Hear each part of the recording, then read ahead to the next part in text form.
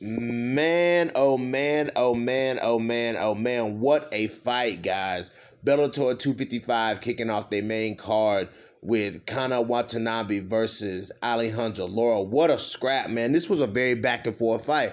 Listen, guys, Kana Watanabe, her ground game is really good. Really, really good. It is. And if a lot of people seen Alejandra Lara fight Ilima Lima Fallen, you would think that Alejandra Lara's ground game really isn't that good, that she's more of a striker. But I was actually impressed with her ground game, how she was able to reverse a lot of the transitions and get out of a lot of bad positions that Kana Watanabe had her in. You know what I'm saying? Like, Kana Watanabe is a fish on the ground, but Alejandra Lara threw a lot of good strikes, guys, on the feet, man. She was really doing a good job of keeping Watanabe at range, landing big shots when she could. You know what I'm saying? And fighting off a lot of the, takedowns and defenses, but, and submission defense. But in the end, in that third round, I mean, I gave the first round to Alejandra Lara. She did a good job. She dropped.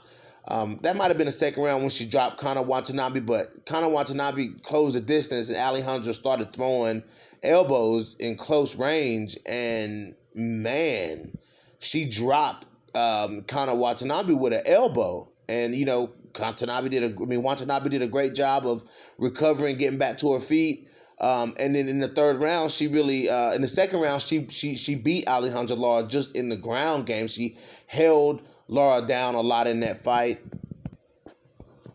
Her ground game proved to be superior in the third round. It seems like Alejandra Lara really slowed down a lot, and that grueling pace that Watanabe put on her, it seemed like it kind of weaned on her a little bit. Like it kind of weaned on Alejandra Lara just a little bit in the third round. I thought she was okay coming out of the second round, but it just seems like she slowed down in the third round. Is it me, or does Alejandra Lara look big, really big at 125 pounds? Like, she looked like she should be a 135er, but they don't really have that established 135-pound division over at Bellator. But she looked really big, man, and but she did a good job of sitting down on the punches, and trying her best to keep Watanabe at range. But great job to Watanabe, man, for seeing what worked. She took Lara down in that second round, and did a good job of keeping her there. And then in the third round, I think she noticed that Lara was kind of winded in the third round, and she just held her down. You know what I'm saying? Just stayed on top of her, stayed heavy on top of Lara, and made Lara struggle from the bottom.